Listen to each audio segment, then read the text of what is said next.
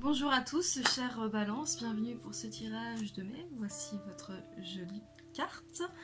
Comme d'habitude, je vais vous présenter d'abord les cartes du tirage général, puis nous allons aller peaufiner tout ça et nous passerons au tirage relationnel et sentimental. Donc le 11, carte 11, aspiration profonde. Nous avons le néant, la plume prune, la carte du taureau, la clairaudience, j'entends. J'imagine. Le jugement. Et ayez le courage de votre différence. Alors, au niveau de mes aspirations profondes, nous avons en mots-clés extraordinaire énergie, amour de soi, dualité, tourment, exigence, confiance, créativité. On va aller creuser un petit peu tout ça. Je vais y arriver. Le 11 vous confère naturellement une extraordinaire énergie, mais elle est encore en sommeil. Allez, osez, allez à la rencontre de votre émotivité pour la transcender. Le 11 vous invite à avoir une plus haute estime et considération de vous-même. Vous n'avez pas encore tout à fait conscience de votre grande force et de votre excellence. Le 11 est là pour vous aider à vous permettre de mettre en lumière cette dualité et ces hésitations qui vous habitent, pour vous prouver que vous pouvez vous fier à votre intuition, votre ressenti et vos capacités de connexion à votre vérité profonde. Même si le 11 met d'abord l'accent sur vos tourments, c'est pour vous aider finalement à vous faire confiance dans votre guidance intime au cœur de l'univers.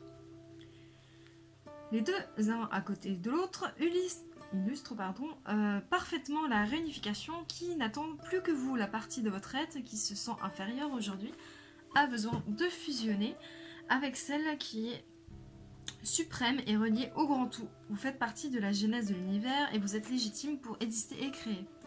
Ce qui réside au fond de votre cœur et de votre âme peut aider l'autre à s'élever, car le 11 est aussi là pour vous aider à intégrer vos facultés d'accompagnement, perfection, dualité, exigence, exacerbé, vecteur de la confiance et de la créativité. Voilà le mouvement dans lequel le 11 vous entraîne aujourd'hui.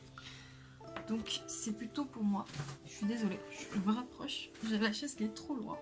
C'est pour moi, on va dire un petit peu le côté, peut-être que vous n'avez pas fait conscience de toutes les capacités que vous pouvez avoir. Et du coup, ce mois de mai va vous inviter un petit peu à avoir cette prise de conscience. Donc avec le néant, nous avons la patience, le passage à vide, le besoin de se retrouver. Donc comme je dis, voilà, il y a peut-être un côté un peu introspection pour vous qui vous attend en mai les balances, pour que vous preniez conscience vraiment de toutes vos capacités. On vous dit de bien vous ancrer avec la plume prune, où on parle d'ancrage et de pragmatisme, et de trouver l'équilibre, parce que voilà, on a la carte du taureau qui indique le bien-être, la stabilité et la tendresse. Donc vous avez peut-être besoin de trouver un équilibre, parce que des fois vous faites un peu encore le yo-yo. Nous avons la clairaudience, j'entends, je canalise mes guides, donc ça veut dire qu'en fait que vous êtes guidé et protégé dans vos choix. Donc, écoutez votre intuition, écoutez votre petite voix aussi, vos rêves aussi, des fois ça peut être aussi par les rêves ou les synchronicités. Nous avons après la carte j'imagine. Tant que nous imaginons nos propres solutions, nous sommes dans le juste. Et même si nous nous trompons, l'erreur nous ressemble et peut nous servir de leçon. La véritable faute serait de n'appliquer que des solutions toutes faites et imaginées par d'autres. Donc on vous dit de bien vous écouter vous et pas écouter forcément l'extérieur. Nous avons également la carte du jugement, où là nous avons mission, vocation, réveil, éveil, décision finale. Donc pour moi en fait c'est plutôt un certain éveil qui vous attend, mes chers amis Balance, pour le mois de mai. Une certaine prise de conscience. Alors peut-être que cette prise de conscience peut pour certains effectivement évoquer une certaine mission, une certaine vocation, ça peut être ça, mais je pense que c'est pas forcément pour tout le monde. En tout cas voilà, c'est vraiment l'idée d'une prise de conscience pour moi. On a après, ayez le courage de votre différence. Assumer complètement votre différence vous permettra de l'utiliser comme une plus-value au lieu de la subir comme un désavantage dans votre vie. Portez fièrement votre différence car elle vous va comme un gant et vous donne une couleur à nul autre pareille. Peut-être que vous avez mis une sorte de masque ou que vous n'assumez pas en fait le fait de fonctionner différemment sur certaines choses, donc d'être différent tout court, voilà, par rapport à votre entourage par exemple. Et bien là on vous dit qu'il faut vraiment l'assumer parce que c'est partie de votre être et ça serait vraiment dommage pour vous de ne pas assumer cette partie-là. Dès à présent, nous allons passer au tirage relationnel et sentimental. Donc là, nous avons épreuve, la foi soulève des montagnes, le magicien cartésien, donc la carte du 22, Philémon et Bosis, le féminin sacré, je reprends ma place, et la roue de la fortune.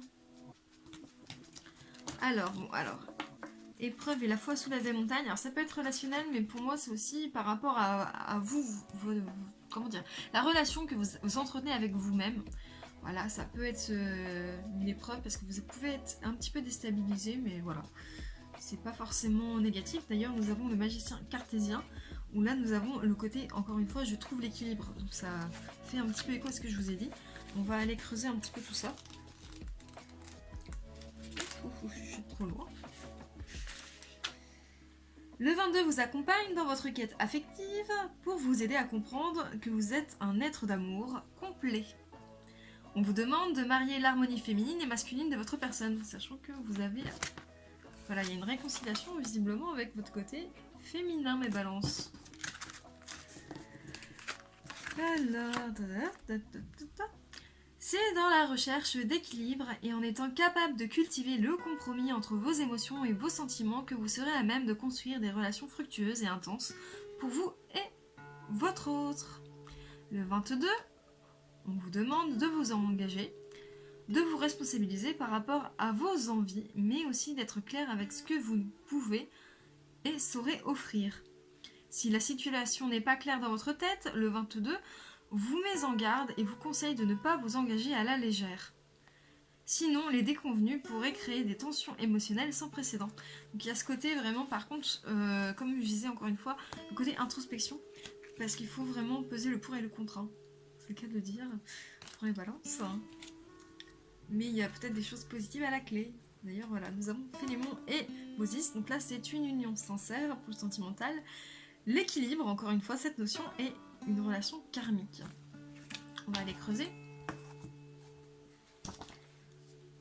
Page 117. Trop bon. Pas facile des fois.